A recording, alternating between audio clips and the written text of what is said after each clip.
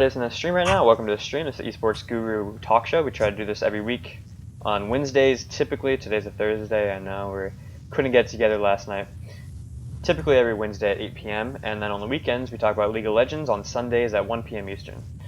I'm Josh Billy. I'm the owner of Esports Guru and lead Call of Duty writer and editor. Paul on my right, he's written a couple Call of Duty articles as well. He's joined us for the past couple talk shows. And today we're going to talk about Call of Duty esports. There was a couple big announcements made today. There was a lot of action going on this past weekend with online qualifiers. And I think Paul had a particular topic he wanted to start out with, talking about pro players complaining about the lack of 2Ks and 5Ks, which is something that they've been used to over the past couple of years. We'll get into who qualified out of the Australian League and who qualified in Europe, still to be determined, 2 slots, I think, in the next few days, and who qualified over the online qualifiers for North America specifically, with Proofy getting in, which I was sort of excited about a little bit. C9 not making it in. Are they going to stick around with Call of Duty now that they just have a team that's going to play in, I guess, the Challenger Division? Nobody knows any details, even though Call of Duty Esports earlier messaged out on Twitter that they would give us specific details of the Challenger League and what the Challenger Series or Challenger Division, whatever they want to call it, entails specifically. So who knows? I guess that's yet to come. But Clayster did message last night, and I did think it was funny, Josh, and you favorited the retweet right away. I knew you were going to pick him apart on it. Well, not pick him apart. It's just the thing of all these different people asked about, never even thought about the $172,000 plus handed out in 2Ks, 5Ks, and 10Ks in Call of Duty Advanced Warfare. The thing I got from the hate MLG trolls and hate Call of Duty trolls and the ad block watchers was, oh my God, everybody has to pay in GB credits to be able to win the money in those tournaments. Well, I don't know of a single pro that I know of within the last year or two, maybe going to Black Ops 2, maybe a few had to, that even needs GB credits. When you place in the top 3, you get free GB credits, so basically your next entry is free. A lot of these teams or sponsors pay for GB credits for those tournaments specifically, so it wasn't like these players were getting on every week having to pay $20 to get into a GB tournament. Now, maybe amateurs were, but that's on like big teams. Yeah, and people are like, oh, my God, I can't believe the amateurs had to pay. Well, then you should say that amateurs should get free team passes to open LAN events, right? If that's the case. If you want to compete, you have to put some skin in the game to be able to compete. Yeah. And if you've noticed, the GB game battles on MLG.TV, their game battles tournaments have went totally to Halo. I tweeted a picture out earlier. Halo has been having what's called Halo Cups. With ESL. Have you heard of those that they've had for probably now the past 7 months? Yeah, I think that MLG has had a couple events, but Halo Cups, I don't know, they weren't like a huge deal as far as I'm aware. All the pro teams usually got in the Halo Cups, and I tweeted a neat little thing. If you want to know where the GB tournaments for Call of Duty went on MLG, it's no longer an MLG. They had a Halo tournament that had almost 3 times as many teams in it Sunday, with almost 4 times as much prize money for Halo on MLG than ESL did for their Halo tournament. So if you want to know where it's going, I mean, we can even look back at the last like 5 or 10Ks for MLG. I mean, we had a measly amount of teams, 20, 30, 40 teams there towards the end of Call of Duty AW that signed up for those weekend tournaments. But you always had the top teams and top players playing it every week to try to win some prize money. So, of course, anybody who wins $400, $500, $600, $700, $800 a week and playing in a GB tournament, whether it's a 2K or 5K, that's a decent income, Josh. I could pay my bills off that. I could live off that. You know what I'm saying? And that is an above average income for most Call of Duty or console gamers out there. So if you're winning them, yeah, for sure. Yeah, if you're winning them. So the thing is, these players, I don't know. I only saw Clayster post about it. Karma posted a bit of a snide remark to it, saying, "Well, GB is with Halo now, et cetera, et cetera." And you had, of course, a whole long list of people that were like, "Well, you guys always bitched about it and complained about the 2Ks, 5Ks, and 10Ks last year, now that you don't have them." And the only tournament that's been announced as of this afternoon when they announced UMG South Carolina, which nobody has any details of that yet either, the only details of anything Call of Duty related in any way, shape, or form was the COD World League. So now players, I think, are starting to realize, hey, the prize money for North America in the COD World League is nowhere near the amount of prize money we got with MLG, UMG, and Gfinity last year. We don't have the online tournaments. We're not going to be able to stream our own individual games. They haven't told us the exact amount of money we're going to get paid per match yet, because I've heard rumors that they're getting paid per match or are going to make a salary, but I haven't heard anything definitive because, of course, if anybody with any knowledge knows that, they're keeping it tight-lipped, which I think would be impossible to do, right? But that's what the trolls say. So we'll just go with the trolls. I always say what the trolls say specifically. And then when they're proven wrong, we can go back and edit the tape and we can cut this section out and play it again, right? So you were talking about the prize money, right? Yeah. Okay, so what do we know? We can do the math real quick, right? We know that Activision basically, they announced that there's going to be $3 million total prize money all year round. Mm-hmm. All right, and that actually includes both the Pro Division and the Challenge Division. Is it Challenge or Challenger Division? I thought it was Challenger. The Challenger blew up in the air. Remember that? And the science teacher that got to go on the rocket died? Yes, I do remember that. Because League of Legends, they call it the Challenger. I was thinking that this was called the Challenger Division, and then UMG events, they announced that their event is actually going to be on the a Challenge Division circuit, basically, right? Yeah, in their image, they accidentally put challenged. Like mentally challenged. I don't know what they're thinking. Maybe they're having there is a Special Olympics. So maybe we're having a Special Olympics. We had the first women gamer that made a professional league. Now we're going to have the first Special Olympics for an esport, right, in Call of Duty. That would be pretty new, actually. But, yeah. If Golden Boy goes back to UMG, guess what? He's like the Johnny Knoxville of the Special Olympics, man. Go ahead, man. I didn't mean to interrupt you. I had to get that in. I was just trying to add up, the total money that we already know. But so there's the COD champs at the end of the year. That's $1 million, and then there's going to be the two seasons of the COD World League leading up to it. And I think that the total prize money, 1.2 in the three. Okay, so 1.2 million. I mean that doesn't equal 3 million. So that's 2.2 million right there. And then so we can only assume then that another 0.8 million, so $800,000, is going to be distributed across the different challenged events, and maybe part of that money also includes possibly money that's going to go to payouts per match. Because we don't even know about that yet, right? So we have no clue of any of that at all. Yeah, no. I've been waiting for information on it so I can put it on my website, but there's not really much going around yet. I don't know what they're waiting for. I mean, they told us 3 million. So if they're only putting 2.2 million in COD champs and the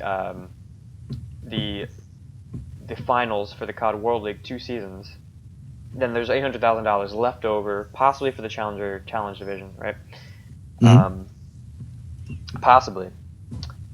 And so that number right there. And nobody still knows how much money ESL has made off of this venture yet. But go ahead. No. But I know you have I've some heard numbers. 40 to 50 cents on the dollar. 40.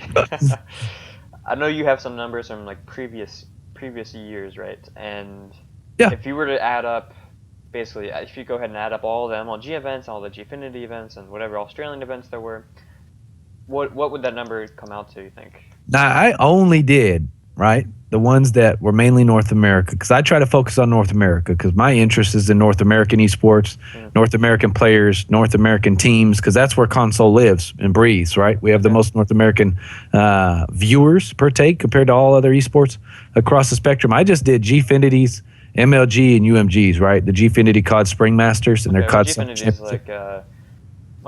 those were the events in Europe that probably gave out the most money. Yeah, and all the American teams went, or they invited specific ones. So the biggest organizations went over there. It was $864,000 in COD AW, just in 1, 2, 3, 4, 5, 6, 7, 8, 9, 10, 11 events from MLG, UMG, and Gfinity. Okay, so we can so I don't know if we can make assumptions. I'm just going to, and say that. Assume away. My assumption would be that we're going to have the same number of MLG, UMG, Gfinity events, and that could be way off. There might be less. Mm-hmm. Okay, so basically what you just told me now then is that possibly last year they gave out slightly more money than we could expect this year, because if the UMG tournament is a Challenge Division event, I would assume that the prize pool is being given to them by Activision instead of UMG. I'm not sure about that, though. I would assume that, too. this may be the first time that UMG has. I don't know of any time. Maybe Jeff or Chris, they can correct me, but I don't know of any time UMG has had a fully sponsored by a publisher prize pool at one of their events. So this may be a first for them. I mean, typically the UMG prize pools were like 50,000, I think. Yep. So they've grown tremendously along the way. Because I can remember back in Black Ops 2, when we were originally on Twitch before, we had UMG events for $10,000. So that was a big deal. Like UMG Washington, 50,000, 35, 40,000, 25 in Orlando. So yeah, they went up and up and up. So that's a good thing on their part, especially even like Gfinity. They're having $100,000, $50,000, $75,000 tournaments for Call of Duty now. So that's great, right? All that growth was thanks to Twitch the last 2 years. I'm sorry. I got sidetracked. Yeah, we're talking about all that growth in like prize money and events and so on and so forth. And see, a lot of people we can go through, Josh, and we can be like, oh, well, the 864,000 plus $1 million from the Call of Duty World. Look, don't count Call of Duty Championships, because that's been the only event in Call of Duty where Activision, the publisher, and Microsoft have been actively involved in. So we're looking at the ground up, right? I don't know of any. I mean, can somebody name me the last time ESL had a first-person shooter open tournament where it was open to all teams and they had team passes and they had specific pool play and it went from group play and double elimination brackets to pool play, and then from pool play to tournaments and then championship brackets? I don't know. So if you're thinking ESL is gonna magically go out there with Activision and get 200 PlayStation 4s, get 200 discs, set up for a LAN event on that scale on an open bracket, I think that's what Activision is trying to come in with this Challenger division. I think that's what you're going to see, Josh, is they're trying to coax a UMG or MLG or MES even to do a big, huge open bracket for this Challenger division, make it look like it's a bunch of amateur teams coming in. Hey, you don't have weekend tournaments on GB or UMGO or this anymore that are for pro points to place you into tournaments. Why don't you come to our open bracket? This is a chance to win a buku amount of money, and I'm sure they'll put good little prize purses out there, and eventually it may lead into down the road where like these Challenger division teams, if you win X amount of Challenger events, then you get to qualify for the Pro League, right? Because I'm sure we're going to have a couple Pro League teams that are going to have 1, 2, 3, 4 wins like we've always had in past Pro Leagues. So, my biggest example with the Challenger division, the prize money is, what the hell difference is CWL compared to what we've had in Call of Duty past, other than it's Activision running it? What is the difference? What is the difference? I mean, now, I don't know. We got basically. I keep asking that. It's never been answered. I mean, it's pretty similar to what the MLG Pro League was for North America last year. I mean, you have the top 12 teams. MLG Pro League was always 12 teams, right? Yeah. I mean, you have to qualify for it. They are going to have, possibly one year-end event for the for the Pro League, MLG Pro League's finals, the Call of Duty World League finals. Basically, the difference here is that teams that are in the Call of Duty World League, I feel like they almost have a free pass to get into the Call of Duty Championship at the end of the year. Yeah, that's what I would say the difference is. They don't have to go, like, they do the qualifying way at the beginning of the year and they play in the Pro Leagues the whole time, and then at the end of the year, but I'm not sure because we don't really know the structure of it, but I would kind of assume that the teams that are in the Call of Duty World League are going to have an easier time getting into it than teams that are not in it. Yep. And remember, World is in the fall this year instead of in March, so it's totally different. So it's at the end of yeah. So it's basically like the finals of the finals, kind of. Yeah. Like, I mean, they're going to have like the Call of Duty World League finals, I would assume. They'll bring like the best from the world leagues all over, Europe and Australia and North America to come meet and finally play. And then we'll have an Australian team get in the top 10 and a European team get in the top 15. We'll be like, oh my God, it's a success. Top 10. I mean, they did get, was it 7 or 6 last year? They got Mind Freak. Yeah, Mind Freak did good. Yeah. They're the only ones that ever really do well. It's a thing I always tell myself is there is a lot of money at the moment being pumped into Europe, Call of Duty, and being pumped into Australia, Call of Duty from the top down, right? I don't know. I mean, I think the mindset is just like the troll fans and some players is that the success of an esport in console FPS can be copied like Counter-Strike, where the game was pretty much dead through Counter-Strike Source on a large level, and then as they started pumping in money from Valve on prize distributions for majors, etc., that's what grew the game specifically. So I guess they're it seems to me that that's what they're attempting to do with Call of Duty. So the prize money, okay, so the teams that are in each region, there's a different number in each region. And in North America we got 12, Europe we got 10, and Australia we got 8, right? And Yep. so the prize pools for the Call of Duty World League are scaled to the number of teams. Does that make sense? So like at the end of the day, like the team that finishes in first in each region should have the same amount of money is what they're going to earn, right? Because North America with 12 teams has more money than Australia with 8 teams. Mm-hmm. But the first place team should end up with like the same amount of money. I mean, that would only make sense, honestly. Yeah. Okay, so I know that you're like, yeah, the Australian teams are weaker, and they got all this money going in. But at the end of the day, there's also, you know, the largest prize pool is still going to be the Call of Duty Championship, and the best teams are going to win that prize pool either way. Mm-hmm. So in that case, you know, the North America teams, I'm going to assume that they're going to remain the strongest. I mean, I don't see any reason why not. They're still going to remain the strongest on Black Ops 3. They're still going to walk away. I don't know any other players that are going bald like Killa, so I don't. You know, I'd assume they'd still be okay. I don't know, man. Yeah, I haven't seen anybody. But you know, Killa's got like a, you know, he's balding on his head, but he's growing out a big, huge beard. So that's where he's trying to be Santa. He's doing what's called no shave October, November, and December. I told you he was trying to be Santa. I mean, he didn't qualify the Call of Duty World League, so he's got to. I don't know of any money he's made in Call of Duty either since Call of Duty Champs 2013. Yeah. Yeah, that was a big payout, but it only $100,000 after taxes can only last so long, man. He's going on 3 years now, so who knows? I mean, to be honest, though, that is the total amount that I've been paid over the past 4 years in grad school. But someday, man, I'll be making good money. But yeah, go ahead. It's crazy. I see the North American teams that qualify, like these 4 extra teams that made it in this online qualifier, man. Yeah.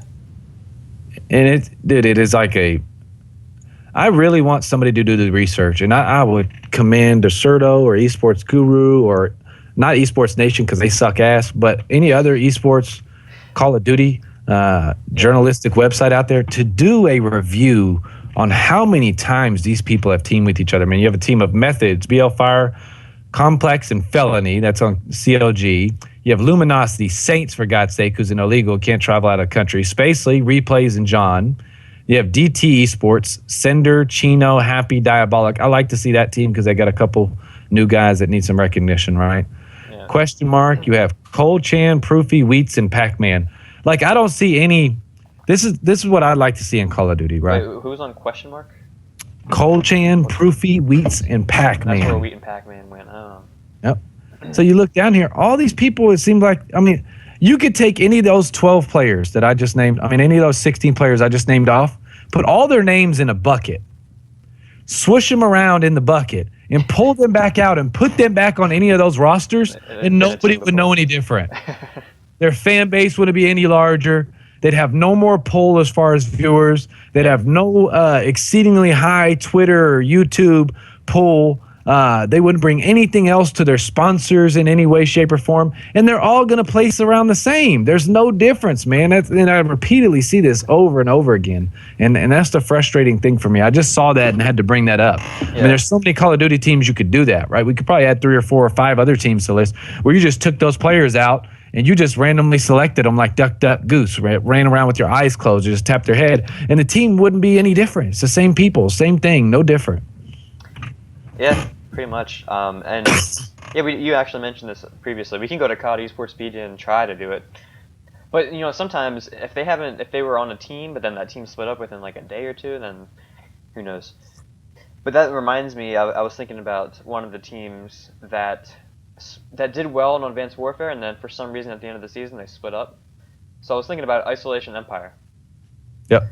Okay, so the team for that, you know, they were one of those rosters that just kind of surprised everybody, and they won the relegation tournament to qualify for Season 3 of the MLG Pro League last year. Yep. They won it, and then because they were a bunch of players that hadn't really seen the limelight before, except for Dito. So Dito was like the captain, I guess. And then there was Silly, and then there was Havoc and Lamagad. Right? Yep. And those last couple guys, like, I mean, they've been around, but they've never been like top tier or anything. I like Silly and Havoc. They still stream on MLG TV to this day. Well, guess how many of them are in the MLG or the? Guess how many of them are in the Call of Duty World League now? Zero. They were all split up. They're all on different rosters, man. Like Dito was one match away from qualifying last night. Enigma 6 lost to. They played CLG, right? They think they lost. Didn't they lose in a game 5? I don't remember. They might have been the team that got 3 out. Oh crap, dude. I mean, they were looking better. They picked up Study, but yeah, they didn't qualify. So Sensor is not in the Call of Duty World League. Too bad. And then Silly was on C9. So he was on that C9 roster. They were one match away too. I think they lost to Luminosity. Lamagad was 2 matches away. He lost to DT 2 nights ago. So Dream Team qualified last night, right? Yep. And then there was another player, Havoc. I have no idea. Do you know even what happened to that guy? Havoc? What team he's on? I don't at the moment.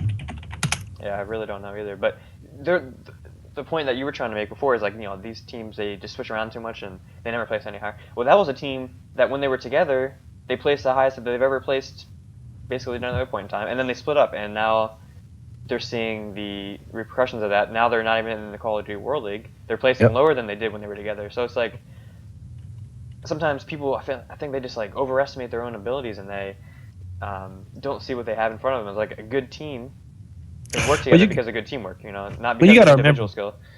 Dito specifically was on the cusp of now this was during Ghost, was on the cusp of becoming a mainstream Call of Duty eSports pro, getting the juice on his YouTube, getting the juice on his Twitter, getting the juice everywhere, and making money. Remember, he came in and played with Optic when they were going through all those changes at that point in time.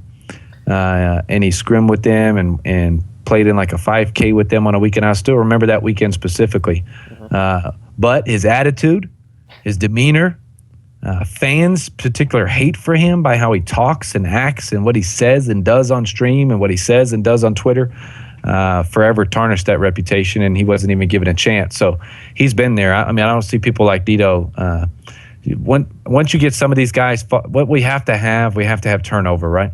In order to be great, a great esport, you have to have turnover. I mean, you can go back in Counter-Strike and look back at old Shroud Commando. You can look at Team 3D in America, Complexity in America, even Team Pandemic.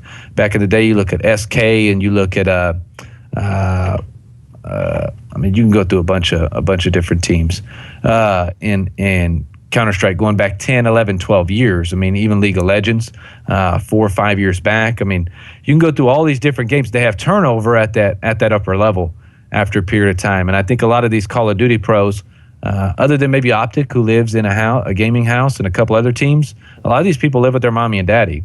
So they try to be Call of Duty professionals into their, when they're 22, 23, 24, 25 years old. And that's not acceptable, right? But now with it being over 18, you have to be over 18. I think that's going to be a hindrance on our growth a little bit too, because right, other kids who live at home with mommy and daddy, how are they going to aspire to achieve to be a professional Call of Duty player when they're not going to be able to make any money? So it limits the hours that they can put into the game, right? When some of these older players have no bills and have nothing to do outside of Call of Duty, so they continue to rotate those rosters. Oh, I got to chase the money. I'm going to hit it big eventually.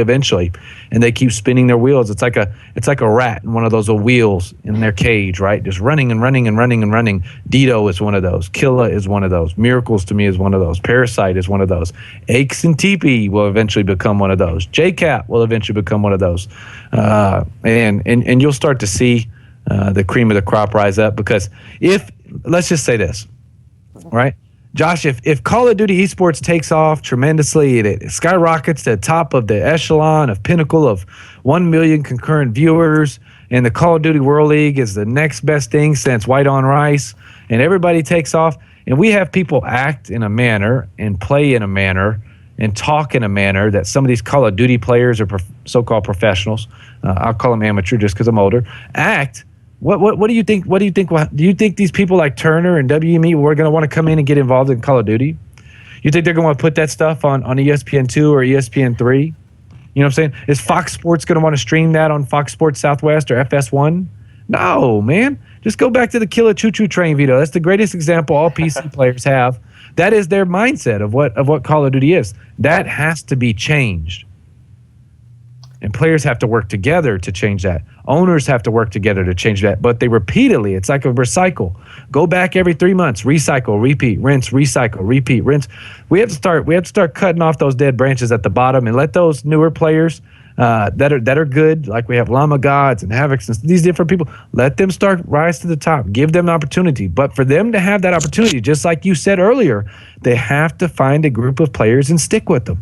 They have to go through those rough patches to learn how to work together as a group and become a great group of players. And that's all they need to do. They're trying to switch around in that rat wheel like the pros, right? Yeah. But some of these pros have already won a large chunk of money. And when, like Killa after taxes, if he has 30 grand, he could probably live off that for 30 years. You know what I'm saying? Trailers don't use much air conditioner. I mean, by what I've seen when he had his face cam and stuff, they didn't clean much and stuff. So they're not having like a lot of expenses at the house. So I'm sure he can make that last quite a while. Yeah. There was one point that you just made right at the very end. I was thinking about, okay, so crap. You can keep trying to my mind switch teams and get on a new team because you have no bills. Switching teams. Okay. All right. So switching teams. Okay. There's only a couple players out there that are on like an organization that have been there for a very long time, right? Mm-hmm. Basically, the Optic guys. They've been there almost the whole year. Scumpy's not going to leave. I don't see. Like he's the face of it now. Nadeshot was the face of it. There's no way Nadeshot would go on to another team. Nadeshot will never come back. He's not good enough. Yeah, he might not be good enough anymore. He's an entertainer now, and he owns Optic. Why does he need to come back? He's an owner. He's making money from that because Optic is like the most successful Call of Duty organization ever. So he doesn't really need to be a player. But he's still the face of the organization because there's multiple guys there now that I still credit him for pretty much single-handedly building Call of Duty. No, absolutely. Like that's why he became popular, right? Because I mean. Everybody that came into Call of Duty, a lot of people that came into Call of Duty, they knew who Nadeshot was. Yes. They didn't know who anybody else was, but they knew Nadeshot. I mean, I knew Nadeshot. Just starting out, I started watching actually competitive Call of Duty more in Black Ops 2 when League Play. I started playing League Play. I was like, oh, this is fun, man. I like playing competitive again. Mm-hmm. And that's how a lot of people started out too. And then Nadeshot was there. He was already on YouTube and all that kind of stuff. And then you got other players. I can only think of a few though. I mean, there's like FaZe guys, but they're actually a competitive roster. A couple of the Rise guys have been together for quite a while. Yep. Yeah, but the ones that are actually on the roster right now, those guys are like brand new at this point. Mm-hmm. Like the FaZe guys, like FaZe has all the YouTubers and all that kind of stuff, and then you got TK where Sharp has been there for a really long time, and he keeps cycling out Theory and all those other players, Gunjar and Neslo and stuff. But Sharp is like the face of TK, and TK has become successful. Even though they haven't been like a top team, they have a lot of fans. I put them in probably number 3 in Call of Duty. Well, that group 4. Of guys have been around each other for a long time, man. I mean, they've left and went separate ways. A couple of them did a couple times. You know what I'm saying? Yeah. But it always seems like they end up back together, right? This is like the 5th time that they've left and then eventually ended up back together with pretty much the same roster. So, yeah, that's true. But so Sharp is probably really the only one that's been there the whole time. But the point I was trying to get to, I guess, with changing teams, sometimes like all these players want to build themselves. They want to build their own personal brand, which is fine. That's what you got your streaming and stuff for, and you got your Twitter and stuff for. Well, that's like saying LeBron James can go to Rucker Park in New York and have as many fans as he could playing on the Cleveland Cavaliers. You know what I'm saying? You're not going to get there as an individual. You have to have some backing, marketing, promotional aspect behind you. I mean, look at Nadeshot. Honestly, other than on YouTube, which he's had a YouTube following even before he played competitive Call of Duty, even though it exploded at that specific time frame. But you got to remember, Call of Duty on YouTube exploded at that specific time frame, right? I haven't went through and looked at his Social Blade numbers or went through and looked at the monetization of his YouTube or how many views, etc. But we could just see even with the streaming, I think he has he has more of a thought of he wants to be the next syndicate or wants to be a syndicate. You know what I'm saying? Instead of being a player on a pro team, he feels like he's tied down. Of course, he has contractual obligations out there that he has to fulfill as a man and not as a boy. He doesn't live at mommy's house anymore. You know what I'm saying? So we'll see. We'll see where that goes. I wish he was a good brand ambassador of Call of Duty, but he really, once he left Optic, he really had nothing to do with Call of Duty at all from that point, competitively wise, and I really hate that. You know what I'm saying? Yeah, no, I agree with that for sure. But one thing that I was thinking is that everybody, these players don't care about the orgs a lot of times. I mean, they want to. No, they don't. They could care less. Like the big names come in, and you see TSM and C9 and CLG coming in, and all the players want to be on those teams because they think they're going to get paid. Yeah, that's the thing. The salary. Money. That's what they want. They would easily just switch from one to the other if the other yes, they would. more money. But that's why it's so hard as like an organization. Like the organizations don't want to just get rid of players. I don't think they want to get rid of players unless they think that one particular player is bringing the team around. But then the whole roster leaves, and then the organization is sometimes left out of competitive Call of Duty because their whole roster is up and gone, and now they're not really relevant, and they gotta which we've seen a couple times. Yeah, a lot of times. There's so many times that's happened. Like I don't know, but it always happens like that, Josh. After those organizations have paid thousands of dollars to send these players to events or tournaments or send them free crap to their spot, and then they're gone. Yeah. How? Sucks. So until owners start treating players like that as commodities instead of people, now I hate to be callous like that, right? But this is what owners in the NFL would do, or owners of baseball, other than the New York Yankees owner, George Steinbrenner, when he was alive. He kept Darryl Strawberry, the crackhead, and stuff like that. I'm not talking about that. I'm just saying you got to look at these players as commodities because a lot of these kids, they don't care about anything, anyone, anywhere but themselves, right? Yeah. And until you can sit these kids down and you have tell me a time that there's ever been where an organization signed a Call of Duty team and they brought them to a meeting place where it was a big oak table with lawyers on their side of the table, right? Mm-hmm. And told the players, hey, you have a week. If you want to bring a lawyer with you or a representative with you, bring them. We're going to have your contracts to sign. The only plane ticket we buy you is to come sign this contract, right? And this contract is legally binding. And then when one of these kids who doesn't care about contracts like a Nate Shot attempts to defame you or breach the contract or talk crazy about you on Twitter, you put all of that in there and then you sue the living daylights out of them. And then any earnings they ever get in esports for the next 5 years goes automatically to you, right?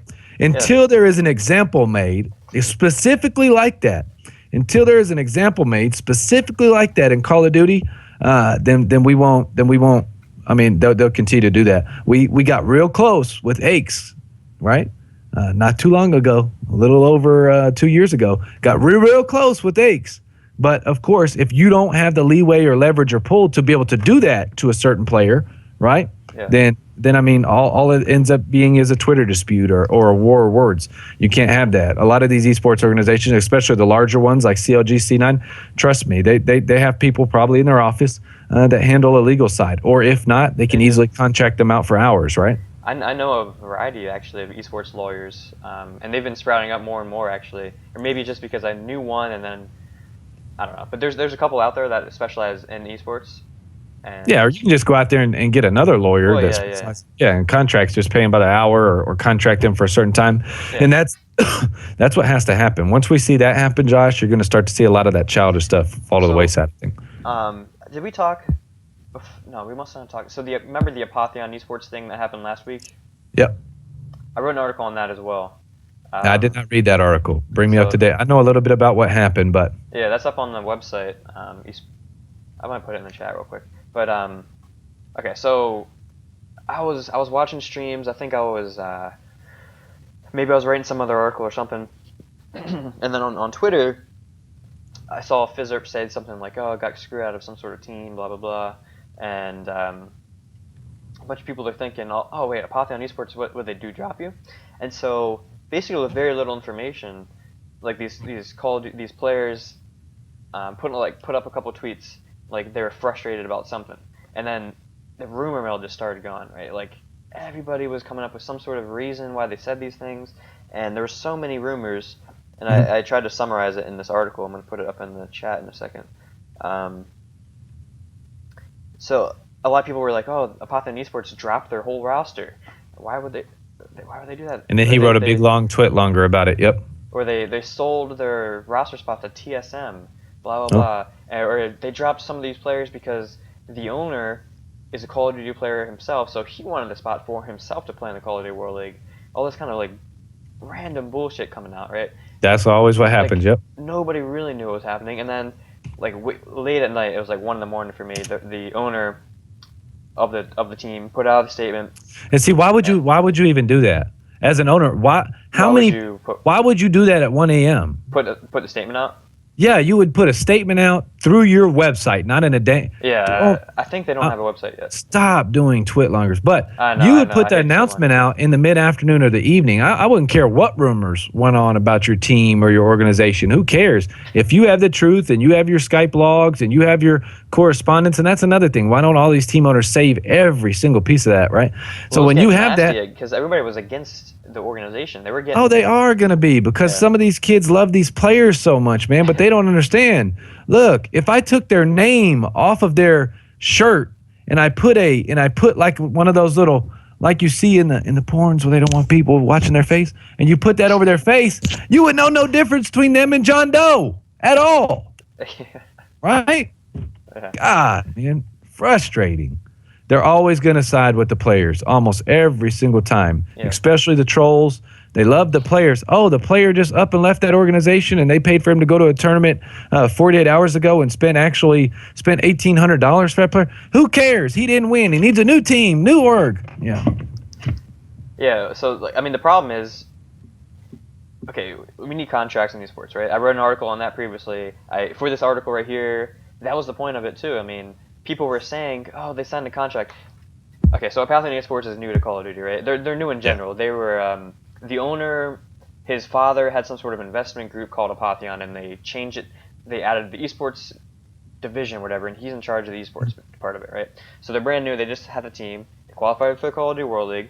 People were coming up with all these rumors. No one really knew what was going on. And Aches said some really stupid stuff. I included one of his tweets in there. He said something like, the players, the org doesn't deserve that league spot. They did nothing for it. I mean, what do you mean they did nothing for it? They made the players sign a contract. They probably promised some sort of reward. And the owner said in his statement that they had some sort of cash bonus, other stuff going on like that. Well, people were really saying like, oh yeah, they aren't getting a salary. They should just leave that org. Well, they signed a fucking contract first of all, so they gotta move with that contract. They gotta stay with the contract, or else they're gonna face the consequences of not abiding by it. And then people were saying stuff like, okay, so they only signed a contract for the Call of Duty World League qualifiers, and then that's when the contract ended. And the players, or something about the players not knowing that Activision paid for the Call of Duty World League travel expenses, so that's the only reason they signed with an org in the first place. Oh my God! That's what wow. people said, and maybe that's what the players did sign with them. Who knows? But there were teams there that didn't have an org at all, so that makes no sense. Yes, there was. Embo's being one of them, right? Yeah, Embo's team, Nation, and then there was another team or two that were also there without an organization at all. You didn't need an org to go there. No, exactly. And so there was so much just like people saying crazy stuff, and I think maybe that's why he tried to put out something as fast as possible. And see, if I was him, Josh, I wouldn't even stamp out the fire at that point in time, right? I'd let the fire build and build and build. And then I would take all the screenshots, all the invoices, all the receipts. I would make a WordPress website with every image and post. And I would message Richard Lewis, and I'd message Mike, and I'd message you. I'd message everybody and be like, here is the article I'm going to put up. If you put it up first, congratulations. And then everybody, I don't want you to release it till 3 p.m. Central Time, right? And you message all these different people at the same time. And then all these different, the 3 or 4 Call of Duty eSports journalistic sites all posted at the same time. He puts a link to it to his WordPress, and it has all this backup information. It has a PDF file of the contracts they signed, it has pictures and photos of their e-signature that they put on there, etc., etc. And then you let the world decide from there, right? Yeah, I didn't include screenshots, but I did try to include a couple quotes. I used Ake's quote from Twitter. I used examples of what people were saying. So all those different types of rumors that was going around. There's all kinds of stuff. A quote from a lawyer. So okay, I like Roger. He's my go-to guy. he says it's dumb when it's against you in terms of contracts. People, because okay, let me go back in time real quick. Lacefield, one of the players on Apotheon, tweeted out, "Contracts are dumb," and he wrote it just like in stupid, bad spelling on purpose. But He said contracts are dumb. But he knew what he was saying. He really meant what he was writing, first of all. Yeah. But he wrote contracts are dumb, and so Roger said it's dumb when it's against you, but when it protects you, it's your best friend. The bigger problem here is the lack of understanding of a given contract's implications, which is why. Well, that's all we've ever talked about is how contracts should be protecting players, right? Yeah. But what's protecting the orgs? So the biggest difference is people will back up a contract if it helps the player, right? But what happens is none of the orgs have organized those contracts effectively, but the consequences for breaching or going against the contract have not been produced within esports yet, where people see what the after effect of being bad is, right? Like Kim Kardashian, she got rich off of being bad. The movie was released, Ray J disappeared, and Kim Kardashian got rich. And look at her whole family now, right? It's all because of her and Ray J on a video. Yeah. Same thing in esports. The reason Aches is even relevant in any way, shape, or form is because he takes on the devil persona in Call of Duty, where he does bad things, posts bad things on Twitter, talks about how great he is, and this, that, and the other. But then what happened? When Crim6 left that team and went to Optic wins, and none of the other players on that organization before that they won all those events have won anything, right? And then when you're like, oh my God, maybe Crim6 was the key to that team. People before you say, oh, well, maybe Scump is the key to Optic before. And then they used to say, oh man, Foremost great on Envy. And then you talked about how Karma was good when he was on Cole, etc. and EG. So, I mean, a lot of these other teams out there, they're trying to find the golden goose or golden ticket.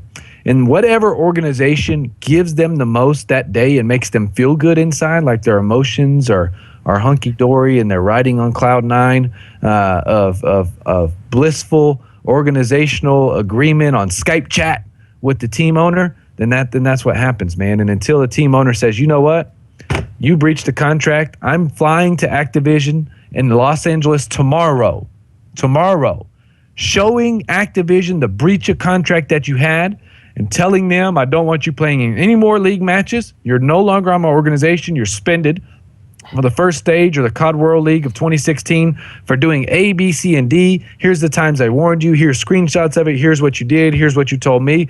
And they get Activision or themselves or their lawyer to get involved and punish one of those. I swear to God, if Aches does some crazy stuff, Josh, right? Mm-hmm. Let's say he gets on Twitter and says he does like a hashtag White Lives Matter, right? Right? Okay. And if he does that hashtag, I'm sure Activision will ban him for a year. Or his organization will throw him out, right? Just wait for Aches to step past that line when him and his team of JCap and TP start losing. Wait for them to step that line, and then let's see what the reaction is. Because that's the only player I think at the moment that would do so. All these other players, they were all just praying to God at night that they would get into the COD World League to begin with, even though they all had the chance because it's 12 teams, for God's sake, it's 48 players. Right? He says a lot of stupid stuff, honestly. I really... Well, I'm not... I just use him as an example because you can pull up like 5 times he's done stupid stuff. But he does. But he thinks like challenging authority on the internet makes him like an e-thug. Aches reminds me of like the troll e-thugs, right? You got the trust fund babies that sit at home and they're just twittering and tweeting pros all day, right? Like some I know. You got the people at mommy's house that are on Reddit all day, and then you got Aches. He's the pro player version of the trust fund baby who tweets from his iPad all day long to pros and calls them friends but has never met them face to face. And then you have Aches, who's the player version of that, where when you ask everybody else, are you friends with Aches? Everybody's like, oh, no. When stuff starts to hit the fan, everybody's like, Aches a dumbass, right? It happens every time. But Aches is like, oh, I speak for the players. I help pick the rule sets, and this should be this. He thinks he has the power of a nade shot, right? But if Nade Shot said, I want the color red, and I will tweet out every Activision event from here on forward, if you boot Aches out of the league, do you not think that there would be somebody, an employee at Activision, watching the computer screen every night for Aches to mess up? Yeah, absolutely. That's how it goes, man. Danny said in the chat, who's COD Dynamite? COD Dynamite is Paul, who is on my right. I don't have I don't have Photoshop, so I can't put names in the I can't put names on the overlay, unfortunately. You need to get some photographic editor, man. You're running Yeah, behind. no. Maybe for Christmas I'll get some. Maybe I'll download some free software. Who knows? But okay. This so we've been talking for a little while now. I'm ready to go all night. It's 24-hour stream, right? No? Maybe if we're playing some video games. Oh man, I've been drinking Red Bull and Monster Energy and all that good stuff. 24 hours, man. I don't know if I could do it. I could probably do it, to be honest. I need some food breaks. Need my girlfriend to bring me some dinner. But how about this? How about this last topic right here? Yep. Okay, this was we were talking about the UMG event earlier. Let me just show the stream, the announcement real quick for this event. If I can find it. Where is it at? Oh, my browser. Okay. Oh, wrong screen. Is it gonna show up? All right. So UMG announced UMG South Carolina. It is a Call of Duty World League Challenge Division event. Okay, it's taking place in February, Myrtle Beach, South Carolina. Okay, so February is about a month and a half. Oh wait, that's Valentine's Day weekend, isn't it? I know Valentine's Day these days. Been dating my girlfriend for too long, but so February 14th is the event, and this is the first event from like UMG or MLG or Gfinity this year so far. And it's also the first Challenge Division event that we've heard about. This is the first time we've heard anything about the Challenge Division. And for anybody that's in this watching, the Challenge Division is a step below the Pro Division. So, the best teams are in the Pro Division. The Challenge Division might not be a league like the Pro Division is with league matches, but it is going to have prize money and events. Now, we didn't know if Activision was going to be hosting these events themselves, but now we see they've contracted out to existing organizations. And so UMG is known for hosting these open events. Now, my question is, for this challenge event, it's a challenger division, should Pro Division teams, are they going to be invited to attend it? Are they going to be allowed to be there? I don't know. And my other question is 18 plus? Is it going to be 18 plus? I mean, previously, open events were open to literally, little kids could show up and play, but since this is in the Activision League system, do you have to be 18 to attend it? Those details haven't came out yet, but everything I've read is they're talking about you have to be 18 plus, because of the rating of the game and because it's supported by the publisher directly. So I'm thinking at the moment, by what I've read, is they're going to be just like how COD Champs had to be, just because of the rating of the game specifically and the publisher involvement. Yeah, probably. And that would kind of suck, I think. It almost hurt as much as me seeing Golden Boy posting about Halo all of a sudden again. Thought he was a COD person now. Boy, I just dislike Alex Mendez. I wish I was in the same room with him, just me and him, for like 5 or 10 minutes to talk about Alex Mendez, Golden Boy. I just wish we could sit in a room for 10 minutes and just talk about life for a minute and be like, hey, man. He's been with Halo for a little while now, and he came back for that Totino's event. I have no idea, honestly, why he came back for that event, because he's done nothing else with Call of Duty since then, has he? With Twitch, that's why. Is that what it is? Yeah. Okay. So this event, we don't know many details. Maybe, hopefully, later tonight they'll release some information. I don't know if Call of Duty eSport, if Activision will be like the how you spell it? How do you say that? Apithon. I don't know if they'll do a twit longer at 1 a.m. in the morning. Let's just say that, right? No. They may actually do a specific press release or release on their website, because they're good at doing the little blog things on their website, right? Which is good. Let me check UMG event Twitter account real quick. Okay. Okay. So the only thing that they said on their Twitter 2 hours ago, they said more information will be posted soon. Stay tuned, and that was 2 hours ago. Yep. And then 3 minutes ago, they said interested in volunteering for UMG Carolina. Head to this thing, whatever, to apply for being staff. Okay, so they're looking for staff for this event. I guess that's fine, but it's 10 p.m. Eastern time. I mean, they could release it if it's pretty soon, but maybe we'll have to wait till tomorrow or next week, or maybe we'll have to wait till February. Who knows? A lot of things have been slow, release-wise, as far as information. Yeah. on as far as information on everything, as far as their events or even CWL. I mean, people were complaining about they didn't know much about the events, 2 days before, et cetera, et cetera. So I'd assume Activision is trying their best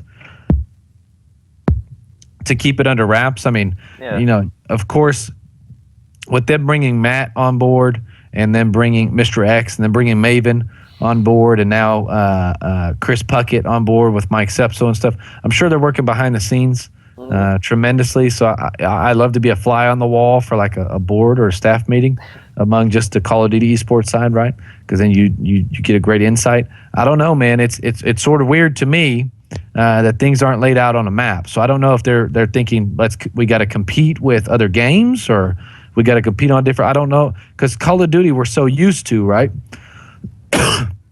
Knowing what event was coming up in a month or two, and you had lead-ins to the event. Yeah. You had other events announced, right after one event ended, right? Like MLG would end, and then UMG would be like, "Hey, our announcement for our event is tomorrow."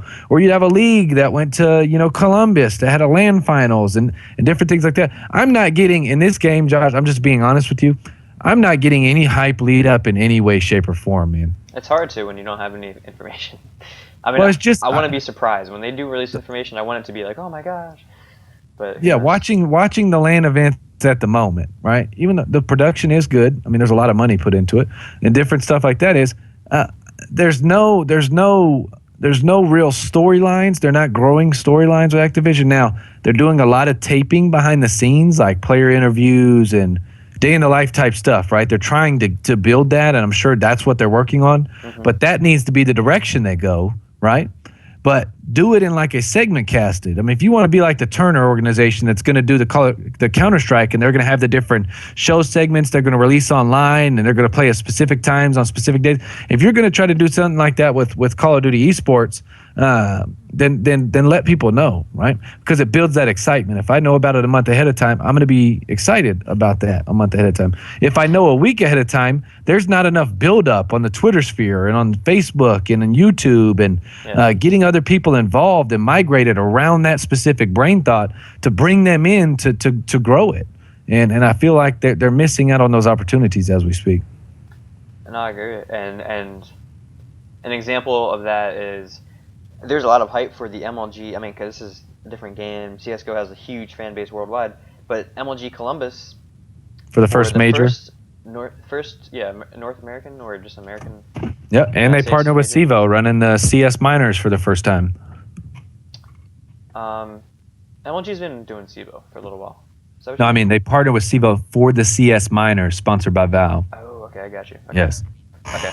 Yeah, they've been doing the Pro League, but yep. This big major, I'm going to be there. You know that. I'll be there. It's going to be... Yeah, you live right down the street, man. Yeah, and I've been at MLG Arena so many times, but this one is actually at Nationwide Arena. It's where the pro hockey team plays. They got huge concerts there. It's going to fit several thousand people. If you've been to a concert there, I would venture to say that's exactly how it's going to be. I can't wait, man. Like, people are going to travel from far away. You think so?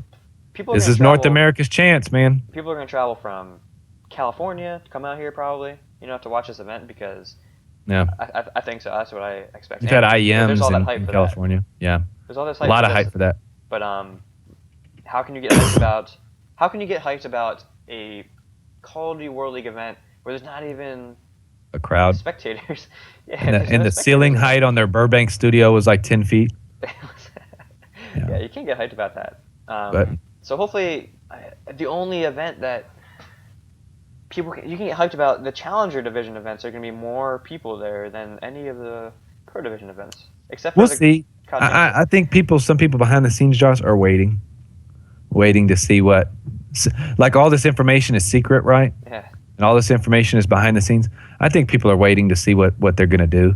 Hey, if you do A, then I'm going to show you with B and C. You know what I'm saying? I think there's a little bit of that jockeying behind the scenes going on with Activision and different tournament organizers, etc. Yeah. Once that jockeying gets out of the way, then you'll start to see it. I think there is a bitterness among some in the Call of Duty community that were complete a-holes, right? And pretty much upended their entire career and celebrated in the streets like Palestinians did when the planes hit the Twin Towers on 9/11. And they were like, oh, my God, thank God we're no longer having to do game battles. We're no longer having to go to, let's go to Burbank, California, where labor is twice as much as anybody in Dallas or South Carolina. That's why people hate doing events in California. The labor cost is outrageous, dude. But and these players celebrated this, and I'm still waiting for them to get a payoff. We're now, a month and a half into the game, and what payoff had they had? Big They had money. That's true. Yeah. they had a $50,000 Totino's. Yeah. The only team invitation. that really made anything from that was Rise. Everybody else. Yeah. So what else do they have at the moment? Nothing. Yeah. They're just waiting on stage one to start. Right? They don't even know how much in stage one they're each going to get, and what they have to do to get it, and who doesn't get it, and who goes where, and just a lot of questions out there. And I have no doubt, Josh, there's people much smarter than us getting paid bukus of money, sitting in a room that have a list on their computer or on the wall that said, this is a date, this is a date, this is a date, this is a date, this is a date, this is what happened on this date, this date, this date, and they just haven't released it. So we'll wait and see, man. But esports, again, ignorance can never cease to amaze you in some aspects, right? So who knows? I may be shooting the moon there, but it's all about execution. And so far, the execution to me has been pretty shoddy. I think there are people who could execute this much, much more efficiently and cleanly, but we'll keep that for another day. Well, hopefully they've been hearing all of the feedback for it. I mean, it's been voiced, so Yep. hopefully they're listening to it. I sent them an email. You sent them an email? Okay, well, that's another way. Social media, Reddit.